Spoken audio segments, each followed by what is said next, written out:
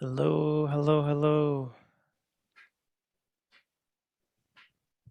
Welcome. Just a reminder to the folks who are on retreat that this on Sundays is also our normal Sunday sitting. So there's going to be some more folks joining us just for this session right now. And for the folks who are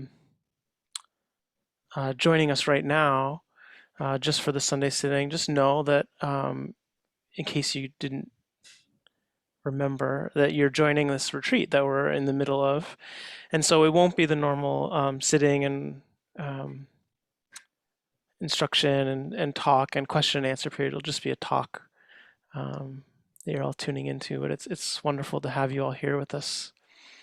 And then next Sunday, we'll go back to our normal Sunday sitting program. Welcome, everybody. Hello. Aloha. We all hope you're doing well. Happy to see you. And please check out 4 pages if you feel like saying hi to everyone.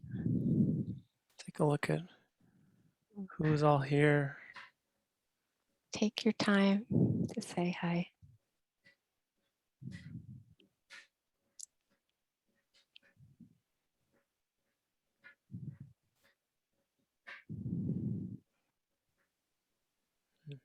Really happy to see you.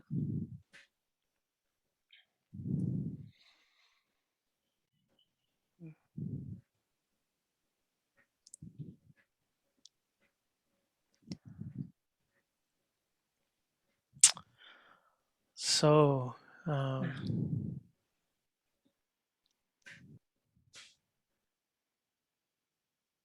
I was reminded today of it's this really dry season here right now, and sort of light sea breezes, which are not like the most refreshing breezes we have. You know, it gets a little bit dusty. The volcano is going off on the other side of the island, and so this is what we call fog in the air. And today it's actually a little bit clearer. Some trades are kind of kicking in, but it's sort of this middle ground, and it actually just kind of reminded me a little of our time each year that we as a team tend to go to Burma, Myanmar, to a little monastery across the Irrawaddy River from Mandalay, the area called the Sagaing Hills, and we usually go in Januaries. And something about the weather today sort of reminds me a little of what it's like when we're there. Very dry, mild, and sometimes there is a similar kind of congestion. It's not volcanic, it's maybe industrial smog and dust from the Gobi Desert that kind of comes around that season. And so I was just reminded of the feeling of being there on retreat and some of the quietude of that. And this is a retreat that Stephen started over 25 years ago. And then he was banned from entering the country. And so Michelle took it over for a number of years as a sort of responsible teacher there. And then Steve was allowed back in finally. And I've been going to help for a bunch of years now, help manage the retreat. And so it's sort of mostly foreigners, non-Burmese, from all over the place who come and spend some time. Well, it's like a 21-day retreat at this monastery where you have sort of our team of teachers and then some Burmese monastics, a monk and a nun who we really love a lot. And it's a really unique opportunity. And of course, people come from very far, some of them maybe live in Asia, but are, um, looking for some English language instruction. something that's more in alignment with the monastic tradition, but also not um, maybe so inaccessible as that might sometimes be. And we, of course, love this place, and so we promote it with all the things that we love about it.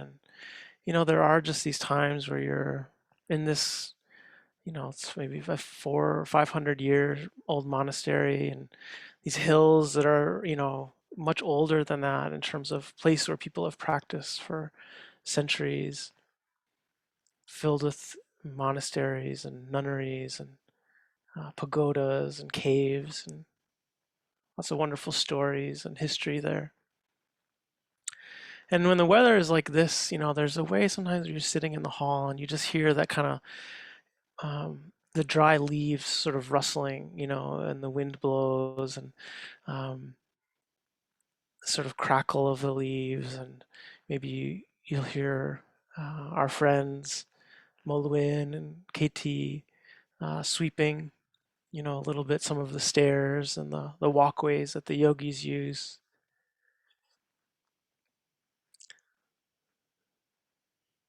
Maybe in the mornings you'll hear the little monklets chanting, trying to learn their suttas and kind of chorus. At night, sometimes on the full moons, you'll hear on a loudspeaker some monastics chanting the patana verses of reciting the um, texts that describe the process of dependent origination that the Buddha laid out, how uh, sense of being comes to be and is promoted through this process of sense contact that we receive in each moment, and the unfolding of the cycles of samsara and rounds of rebirth, and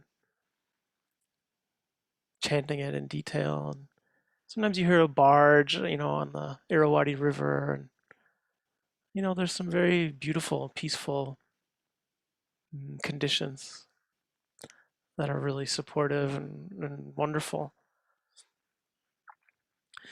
And almost like clockwork, every year we, at some point, usually it's like in the evenings, uh, you'll hear on one of these loudspeakers a little record needle like hit a record and start to snap, crackle, and pop. And some kind of Burmese music will start to come on, often very sort of like traditional music. They have a gamelan type instrument, that's played by a group of people. It's considered a single instrument, but there's a lot of people playing the different parts of it, and very sort of melodic and beautiful, and some sort of different kind of harmonies than a lot of Western music, and it can be sort of very um, affecting, and inspiring for the yogis if it's their first time hearing it. But yogis who have been there a number of times often know that it is a signal that we're about to go into several days of nearly nonstop music, and the music will change form and flavor over the days to be much less beautiful, and kind of Burmese covers of rock songs, and at all hours, right, going like late into the night. And then there at Chazo, usually the yogis are awake at like 3:30 before our first early morning walking period, and then the sitting, and then early breakfast. And usually the music has started by the time the yogis get up again. And so you go from sort of like, and for me being in the sort of manager role, right, of the sense of like, okay, like they're cruising along, especially if they've had a couple weeks. That's like you hope that this happens after people have been able to get a little momentum in their practice, But it's like, okay, you're noticing this a little bit different. It's like noting, hearing. Sometimes it's pleasant. But at some point, it starts to get basically unpleasant for most folks. Some really don't mind. You start to get the sort of like greedy, hatred, and deluded types. The typology sort of becomes very clear. At some point, but it starts to wear most people down at some point of just like the relentlessness of it, and then the abrasiveness of a lot of the different kinds of music that are happening, and this sense of like what is happening. There starts to be like this question, right? Of it's like, and people don't see. It's like hearing unpleasant, aversion, doubt, right? And sort of like, what is happening? Why is this? What is going on, right? And what can be done about it eventually is therefore like the next sort of link in the chain of dependent origination that yogis go through very often. And and it's hard because it's like people aren't getting very much sleep in general, and they're we understand the value of like protective conditions, right, and supportive conditions for your practice. And when you have just like this sort of blaring radio coming up from the valley, it just starts to kind of get gritty and wear on people, and they're not sleeping well, and they're kind of cranky, and it starts to be in the interviews, and it starts to be the sort of like momentum of like, oh, coming to the manager's office, do you have earplugs? Something must be done about this.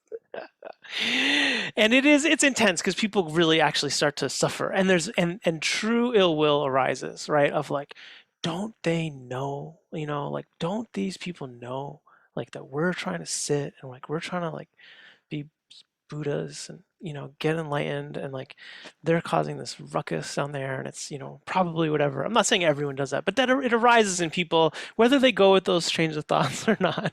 But it's like, oh, people see that sort of like from aversion to then ill will, and boy, it's very humbling for people. Most people start to recognize that it's just difficult for them, and they're not able to be with it in a way. Though of course many get beyond their edge and sort of get into the sort of chain of thought of like, what is going on here? Somebody needs to do something. Well, as manager, that somebody is often believed to be me, who's supposed to go do something about this. And so um, a couple of years ago, it had really it had gotten wild because it'll stop too. It'll stop at some points, and there's a sense of like, oh, okay, maybe whatever's party wedding thing is just over, and we're just relieved. And then like you'll have these like 20 minutes where it's like quiet, and then you hear the needle like go back on the record, and it's just like, oh God, people bracing themselves. So a couple of years ago, I decided to go into the village and check out what was happening because I couldn't really get always a straight answer of like, is it a wedding? Is it a celebration of some kind, whatever. So um, I walked into the village, and you could just it was not hard to find where this festival was happening because everyone was headed that way, and there was like little elephants, and it really was quite festive. And um, I walked through this whole area where you just had these giant cauldrons of curry and rice and vegetables and all kinds of things. Huge area where they're preparing food, and uh, people lining up and people eating, and monks and nuns being fed and lay people being fed, and um, people from all walks of life being fed, being nourished. And finally made it to the main tent, which was like a temporary structure built where it had a roof, like a sort of temporary roof, and sort of two walls, and then two sort of more open areas where you can kind of walk in. And the walls were made of speakers, right? They're like the wall was just built of speakers. It was like nothing I've ever seen before. And so it's like when sound is like physical, like it's like, oh, you feel this like the oppression of the physical pressure of sound, right, blaring at you. There happened to be a live band playing when I was there, and I walked up, and it's this huge celebration, and this guy comes up to me, and he immediately recognizes where I'm from, that I'm from the retreat, and that I'm representing the yogis there at Chazwa, and he embraces me and he brings me in, and they clear a table and they set the table, and they start just bringing like tons of just like snacks, right? Fried snacks and sweets and milk tea, and you know, and everyone's, people coming here to, meet me and to, thank me for whatever, right? Um, because people do feel very thankful that we are there. We have, Metadana Project has, done a lot of work in that community. We've built a lot of schools and the hospital and roads, and supported nunneries, um, and they feel appreciative of our, just caring about the Dhamma and the tradition that their community has um, maintained and protected. And it turns out, so this guy and his family were celebrating their children, very young children, doing a temporary ordination, and that, which is very common in Myanmar, right, where people will, young boys and girls will become monks and nuns for a very short period of time. Often, some people it may be as long as a month. If you're a teenager and you're out of school, or sometimes longer than that, but very often it's like a weekend, or a week or something like that. um, and these two young kids were being honored and celebrated for um, having done this, um, or actually I guess preparing to go do it. And so I met the kids, and got to wish them well. And then, of course, what I noticed is that this family had paid for all of this food and were feeding everyone, right? They were feeding everyone in the village and all the surrounding villages and all the monks and all the nuns and all the people who work at the hospital and the teachers. Like, everyone was welcome to come eat. And it was just so much joy, and the music was part of that. It was just like this metta offering, right, out to like, and to let people know that they should come down and have some food and celebrate and rejoice in this uh, beautiful moment that this family was so happy about. So it was so wonderful. Um, and and so I went back to the yogis and explained to them what was happening. That the sound that they were hearing that was becoming irritating, that was so overwhelming, that had, been the source of so much, um, ultimately, aversion, sometimes very depleting and disheartening and doubt inspiring difficulties, was the result of this really beautiful rejoicing, in the village down below. And that they were, the family wanted to send their, um, share the merit of what their children had done with our yogis, and hope that they would benefit from all of the good, that was coming out of the celebration.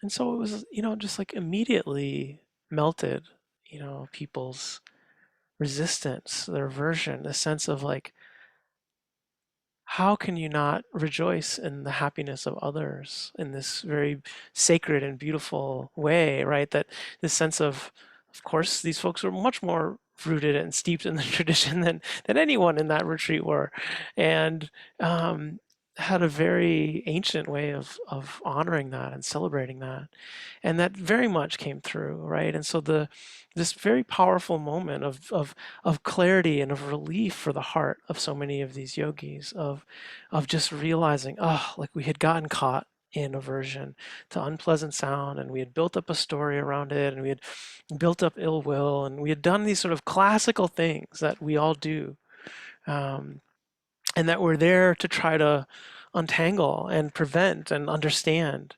And then here they were being sort of humbled by this experience. And I think, most really getting the value of it, even if they wouldn't necessarily reenact it intentionally. This basically a very pure experience of mudita, right? Of the Brahmaviharas that we practice, the divine abodes of loving kindness, compassion, appreciative joy, and equanimity. Appreciative joy, this mudita of of being happy in the happiness of others, of feeling joy in the success of others, um, of sharing in the well-being and the rejoicing of another, and how powerfully and simply it was to dissipate this aversion, dissipate this antagonism, and this hardness that had developed in the heart. So beautiful, you know, not always easy, and we don't always have a manager to go and run and find out what's actually happening and help transmit a way for you to understand why you should be rejoicing in whatever might be irritating you right now in your practice, and how it's whatever it might be the cause of some real happiness for others, you know. um, because it is easy-ish to do it in this context where, you know, of course we realize that this family and this community were celebrating something that we felt very aligned with, right? This honoring of taking this period of renunciation, of seclusion, of hardship. You know, for kids, I mean, you know, they're having to take the 8 precepts. You know, if they're just, you know, novices, 10 precepts, which means at the very least they're not eating past noon. You know, for maybe 9 or 10 days. Um, and you know whatever other renunciations might go with that, and perhaps longer. You know, sometimes they folks, young people, even do it for longer. Some, of course, do it for a lifetime. But this sense of the worthiness of that and the appreciation of that joy was very easy to attune to for the heart, of a sense of gladness, sharing in their gladness, non-resentment, um, you know, this balance between kind of envy and uh, over excitement. That can be the sort of other side of mudita, right? The out of balance, appreciative joy can be sort of either envy or jealousy on one side, or um, kind of over exuberance, right? Not keeping that sort of balance. The the classical description in the Visuddhimagga of the characteristics and the proximate causes and the success of each of these. I'll just read this. Loving kindness is characterized here as promoting the aspect of welfare. Its function is to prefer welfare. It is manifested as the removal of annoyance. Its proximate cause is seeing lovableness in beings. It succeeds when it makes ill will subside, and it fails when it produces selfish affection. Compassion is characterized as promoting the aspect of allaying suffering. Its function resides in not bearing others' suffering. It is manifested as non-cruelty.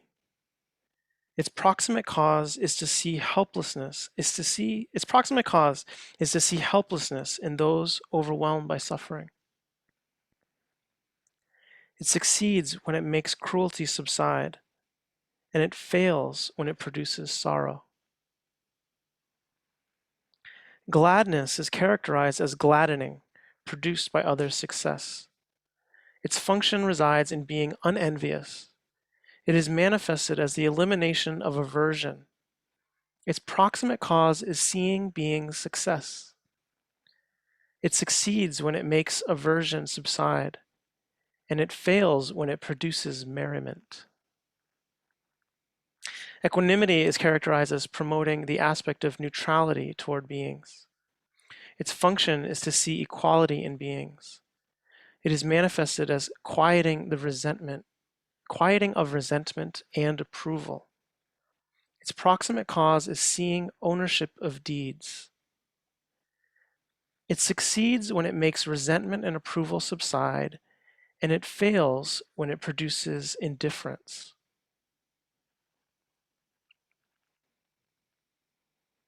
I know there's a lot there, and we go over these regularly, but I just want to just like metta, loving kindness, succeeds when it makes ill will subside, and it fails when it produces selfish affection. Compassion, karuna, succeeds when it makes cruelty subside, and it fails when it produces sorrow. Joy, gladness, succeeds when it makes aversion subside, and it fails when it produces merriment. Equanimity, upekkha, succeeds when it makes resentment and approval subside, and it fails when it produces indifference. These are just such very, very powerful and important practices and aspects of the heart that you can see we're very invested in integrating into our meditation practice, even to our Vipassana practice. To understand the flavor of these and how they support one another, how they come into balance with one another, and how they also support the insight practice, right? The Vipassana practice of understanding, of being in relationship with the nature of things. So this sense of like, wow, to see this moment of where mudita, appreciative joy, gladness, as they say here, melts away that aversion. But really beautiful too. It wasn't like all the yogis just got up and started partying or went down to the festival to start dancing and rejoicing. It was like, oh, mudita, very pure appreciation of it, gladdening, the softening of the heart, and yet that steadiness of realizing, of folding it back into the practice, right? Of not getting overwhelmed with merriment either. Maybe compassion for the heart that had a hard time with it, right? Compassion for others who may have been strained, felt strained around it. And then it's harder sometimes, that sense of seeing the lovableness in beings, right? And recognizing that at times when beings are most overwhelmed by the helplessness of their suffering, sometimes our least lovable characteristics come to the fore. So it can make these practices more difficult. We know that, people are behaving violently or out of greed, hatred, and delusion. And there are many ways, all of us, we understand that it's coming out of ignorance, out of fear on some level, right? Of understanding the overwhelm with the helplessness in the face of even the basic aspects of suffering, of just the uncontrollability of life. We sit here and just watch the body, the mind, the senses. We see how hard it is to simply manage that sense of presence and acceptance and connection, right? Not indifference, acceptance, but acceptance that's connected, that understands the nature of phenomena and is constantly seeing the heart contract around experience, reject experience, be in greater or lesser agony, around pleasant, unpleasant, neutral experience coming and going, or just the flood of fabrications, right? The sense of overwhelm of just the relentlessness of experience. And then we see sometimes our deeper habitual tendencies to crave pleasure, to be aversive to that which is unpleasant, to be deluded and not see clearly or be confused and space out, whatever. So even it's like we see some of our own least lovable characteristics at the time when we're most needing to be able to connect with love with ourselves. And so, of course, it's also harder in the world. I was just I was over in California going to teach north of the Bay Area for about a week, and I had a vehicle that someone was letting me use. So I picked up one of my colleagues at the airport and then picked up my other colleague down in San Francisco in the Mission. And we were to drive up across the bridge together. and and I will say, um, as part of the baseline of this, is that this was a 1996 Volvo station wagon stick shift, which I haven't driven a stick in a while, but not a station wagon, and not one from like when I was in high school, and not in San Francisco, where the hills are just like ridiculous, right? I, as an aside, I'll say I only stalled out once, and it was at the top of the red light, Tesla right behind me, like perpendicular, like, okay, you're gonna do this. So we prevailed. And so we're about to go over the Brooklyn Bridge, and the traffic is like ridiculous, and we think it's like, you know, rush hour. Long story short, we realize that there is a protest happening on the Brooklyn Bridge, uh, and it is against vaccine mandates.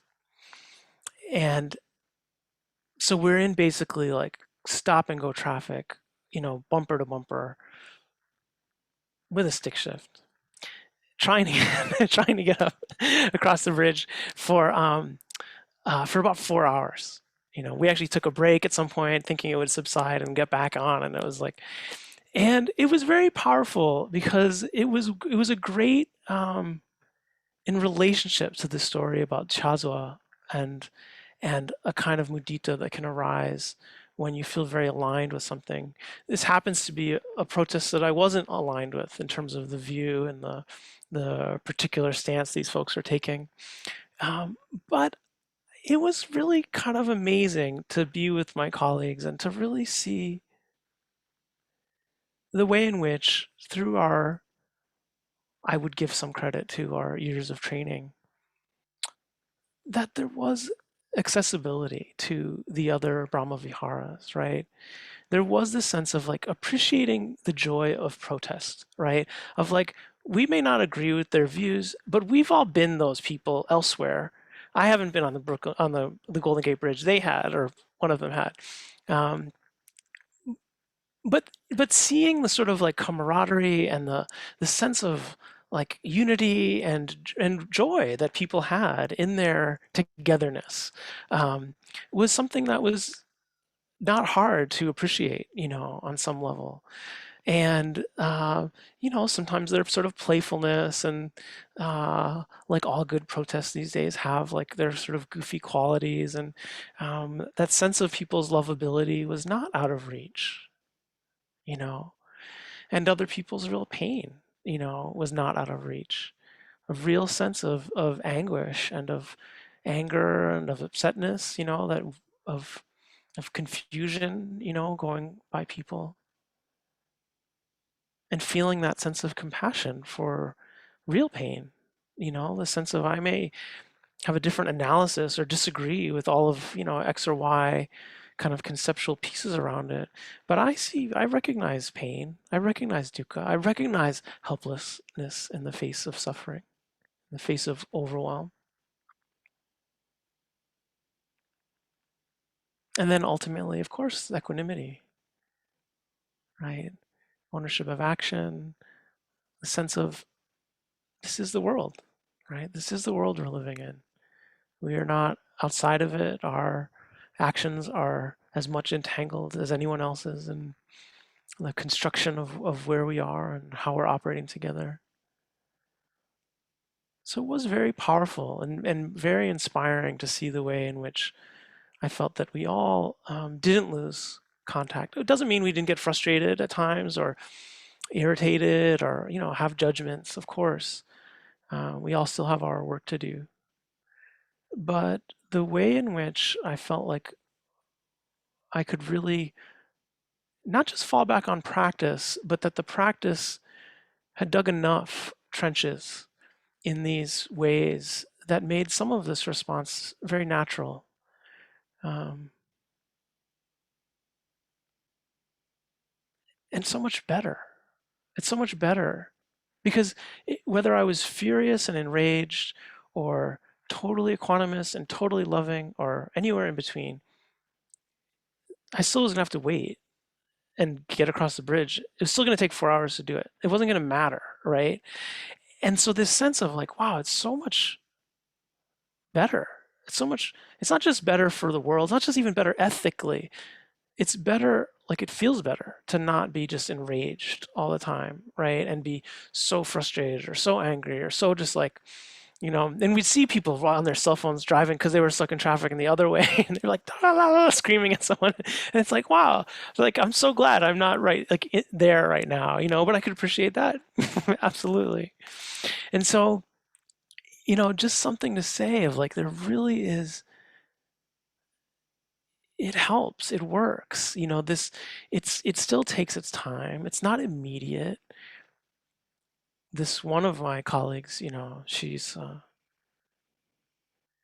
from Lynn, Massachusetts originally, and that's relevant.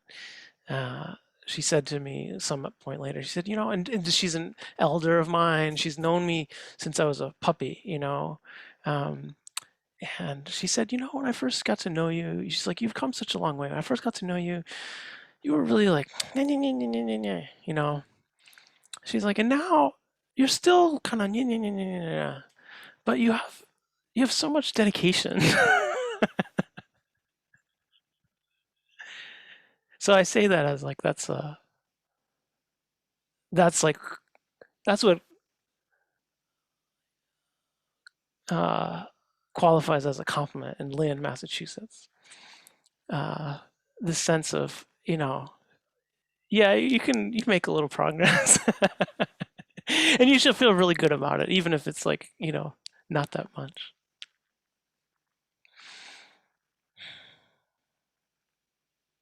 And so we sit together, we sit with ourselves, we sit with all of these. It's like, okay, there's the external world, there's all the ways that that evokes, so much for us in a daily way. And then the beauty and the power and the humility of coming on retreat and just being with the very kind of simple daily realities that we encounter. Hopefully, most of them are not as evocative as things that happen in our daily lives. Though I know on this retreat, there's a range of how protected people are. And so some people are having to deal more than others with sort of the dynamics of their life or the world outside of us. Mm, But either way, it's the same practice, right? It's understanding the sense of like when we come into trying to be with this observational quality of the breath, right? Or of what's happening in the body, or in relationship to mind states, in relationship to thoughts. And we encounter places of hardship, of pain, of wanting, of not wanting, of confusion, of delusion.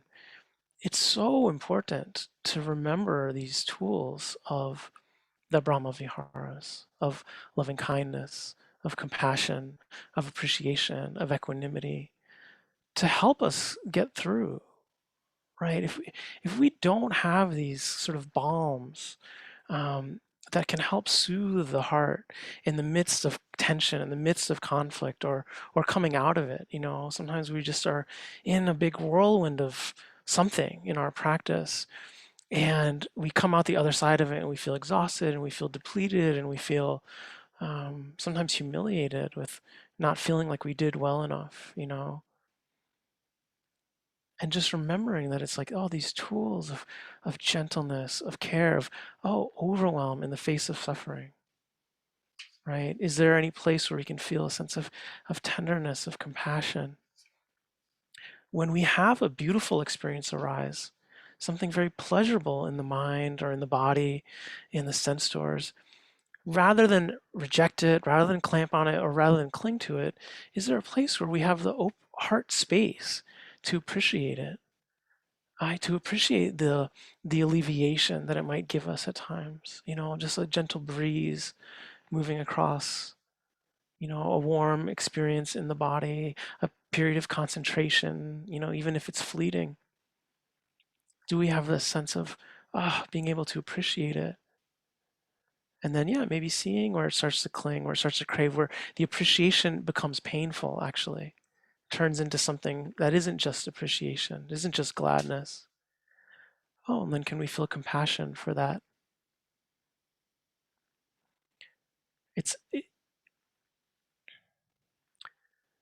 sometimes we have these ideas and they're built on experiences in practice and experiences with teaching that like we're supposed to be able to just attune. Most of these Brahmavihara practices are often taught in a kind of traditional way of we're just doing that kind of practice for now, right? For this 45 minutes or this period or this retreat, we're going to focus on trying to find the connection to the feeling of loving kindness through usually a conjured notion, a conceptual image of someone we love, or the felt presence of somebody that's very easy for us to love. And we feel that sense of love, we feel their lovability, and see the spontaneous arising of that and keep trying to kind of solidify that and build upon that and stay connected to it. And that can build a kind of coherence and consistency around one object that really is a kind of conceptual construct. And there's a value to that method, of course. Um, but we have to be careful too around the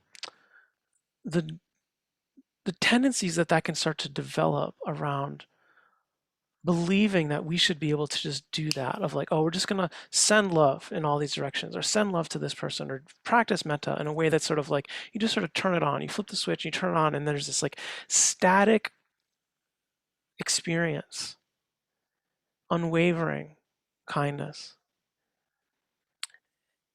where it's not really realistic and it isn't always actually helpful in terms of our deeper practice of this exploration of love and wisdom and what is their relationship to one another and how do they mutually support one another.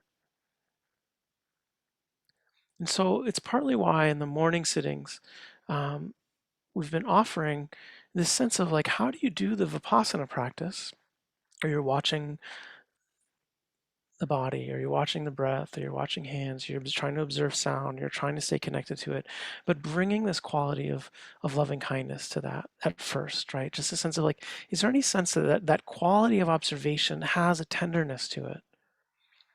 Not that mindfulness always has to have a flavor of loving kindness, but sometimes it helps to see that often our so-called mindfulness has another flavor to it, a flavor of aversion or a flavor of wanting, right? Trying to get insight, trying to get concentrated, trying to get rid of something, trying to attain something. There's actually a contraction in that was invisible because we think that's just what it takes to get concentrated or what it takes to be mindful.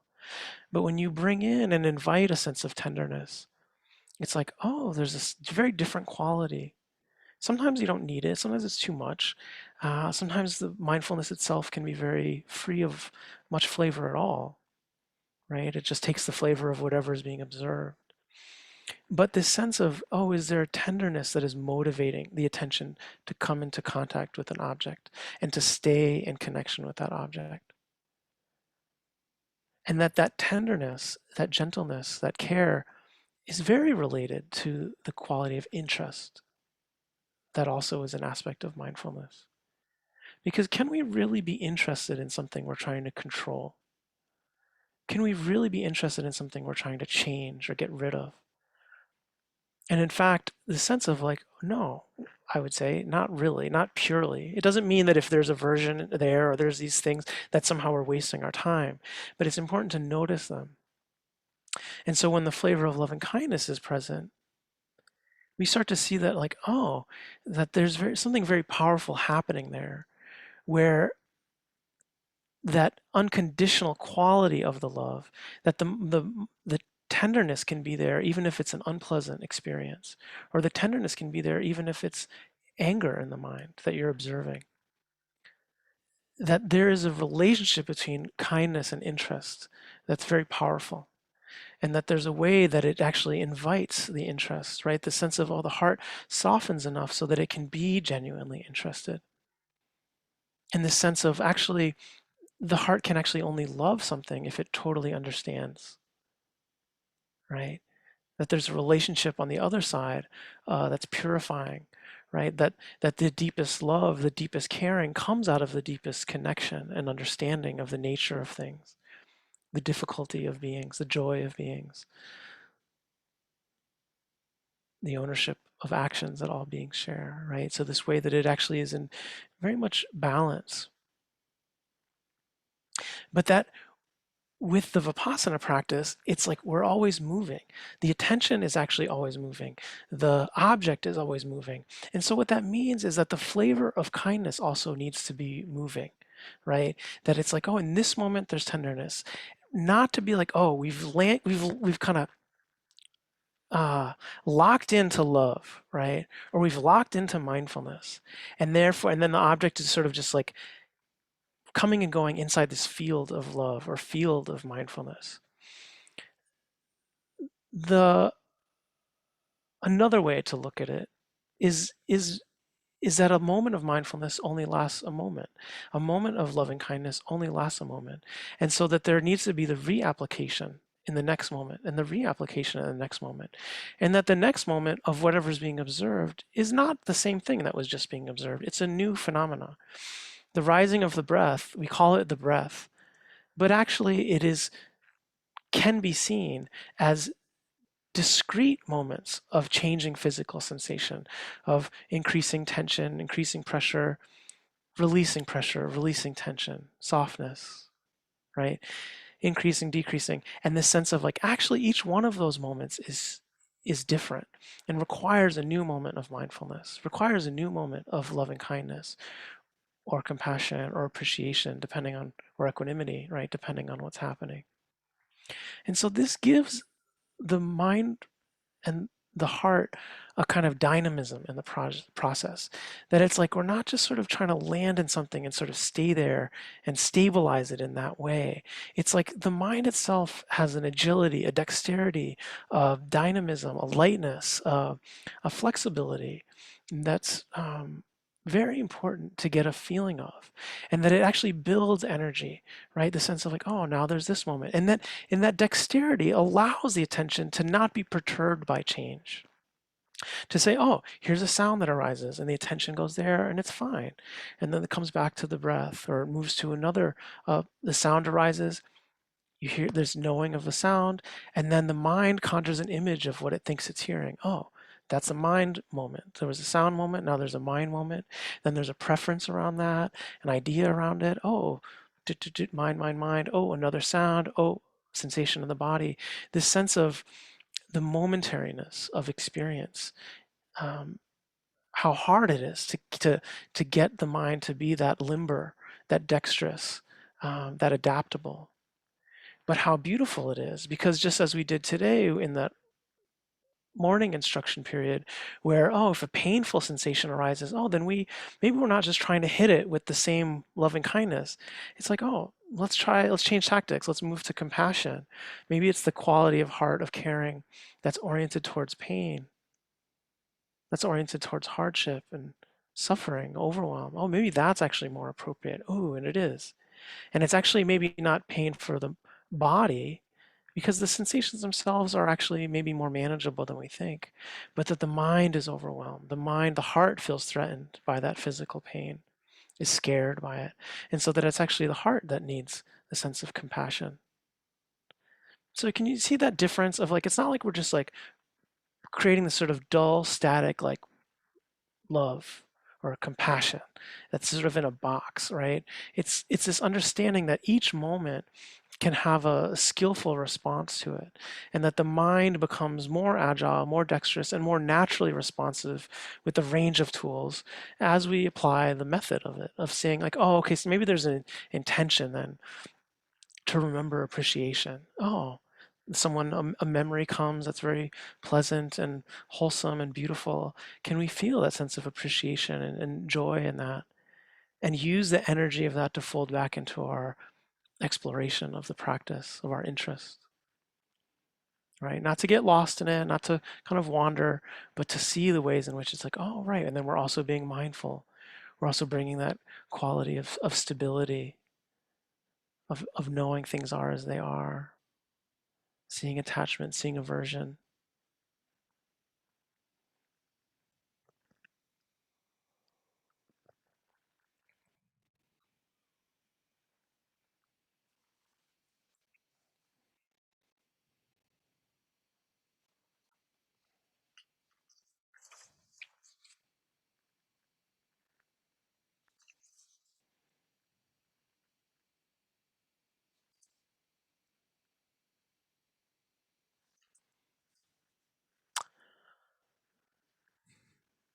I was reading something recently about humans and aggression and chimpanzees and aggression.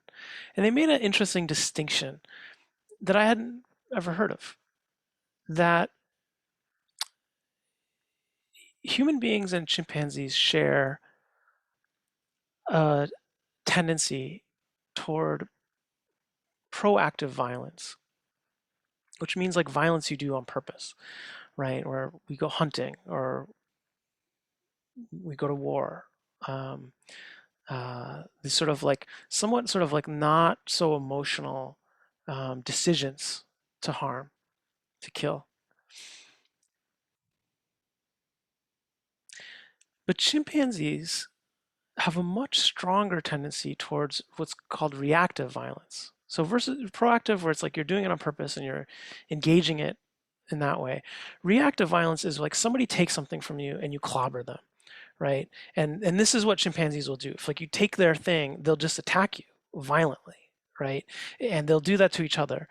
And humans, of course, are capable of this, but it is like incredibly dampened down in humans in a way that I was not aware of, right? That actually reactive violence is like not that common. We might get averse, we might get angry, we might get upset, but we generally don't respond with violence to every sort of infringement that happens upon us. The seeds are there, you feel it, right? We have this tendency, but that it's amazing, and that as a society most expressions of that are kind of condemned, and that there's like negative repercussions for that, and that it's basically they're seeing it as like a sort of adaptive thing, right? Humans realized they had to kind of get along. Humans realized they had to be more social because we're not as strong as chimpanzees and we can't just kind of be on our own doing all our own stuff, and that there was a social need to reduce this sort of tendency. It was very amazing, really, kind of to think about that, but also to think about like, well, what is the opposite side of that? What are the places where there is proactive or reactive Brahmaviharas, like beautiful qualities to the heart?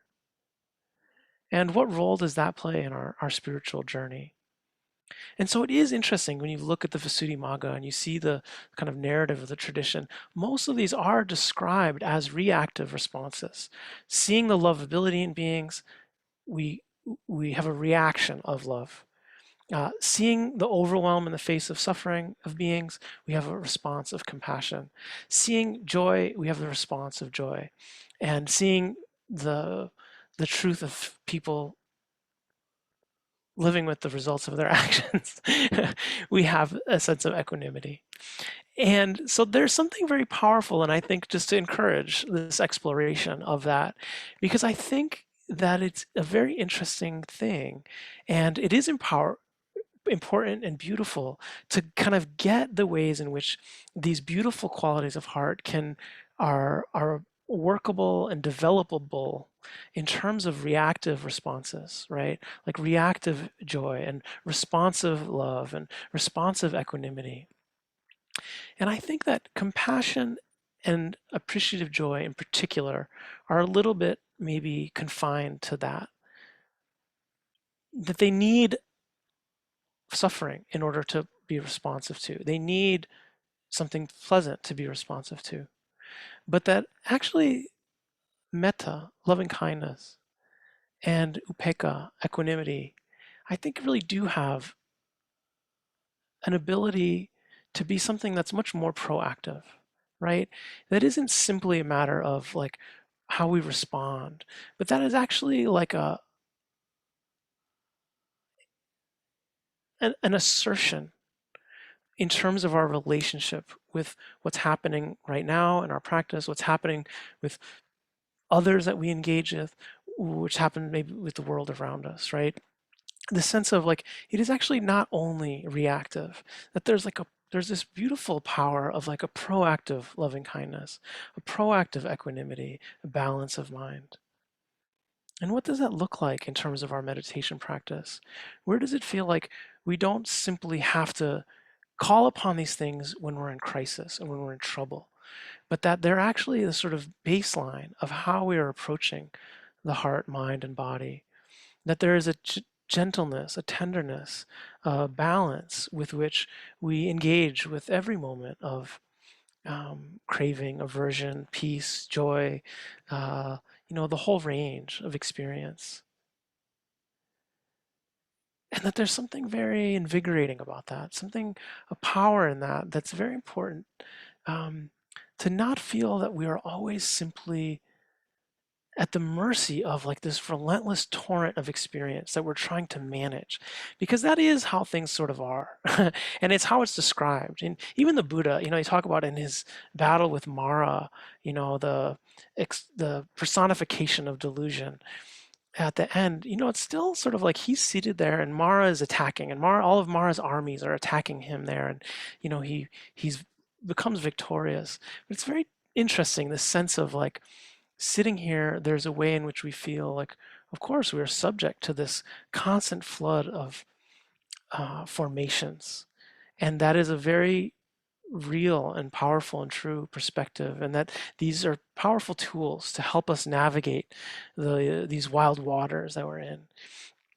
And that loving kindness, and we know this either from ourselves or from beings that we honor and we revere, this sense of like, oh, they walk through the world with gentleness as like a vibe, right? A way that they're relating to the seat, to their cup, to the people around them, to the trees, to the walls, to the space around them, and to, we would imagine, what's happening in their own hearts and minds, no matter what it is, whether it's something wholesome or unwholesome. The sense of, is there a way that our basic orientation can be a more also proactive in terms of a gentleness, in terms of an equanimity?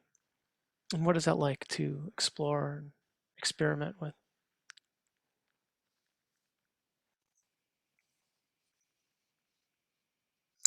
Maybe I'll just end with a quote from a friend.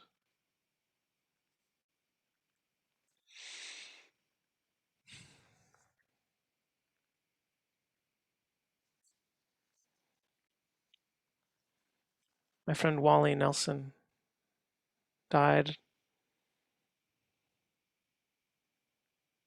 I don't know, must be coming on like 20 years or so ago. And he was one of these people in my life who just had done his work. He and his life partner, Juanita, were very important influences in my life, especially in my high school years. And they were true pacifists and committed to nonviolence in the deepest way. And it was in their world, in their life, in their actions, and in the roles they played in the world, but that it also just required incredible internal discipline and commitment to loving kindness, and um, continues to inspire me. So Wally said this at some point about nonviolence. Nonviolence is the constant awareness of the dignity and humanity of oneself and others. It seeks truth and justice. It renounces violence both in method and in attitude. It is a courageous acceptance of active love and goodwill as the instrument with which to overcome evil and transform both oneself and others. It is the willingness to undergo suffering rather than inflict it. It excludes retaliation and flight.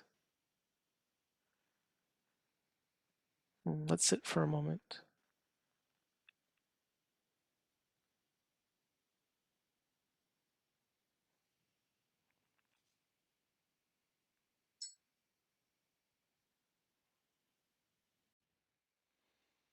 Nonviolence is the constant awareness of the dignity and humanity of oneself and others. It seeks truth and justice. It renounces violence both in method and in attitude. It is a courageous acceptance of active love and goodwill as the instrument with which to overcome evil and transform both oneself and others. It is the willingness to undergo suffering rather than inflict it. It excludes retaliation and flight.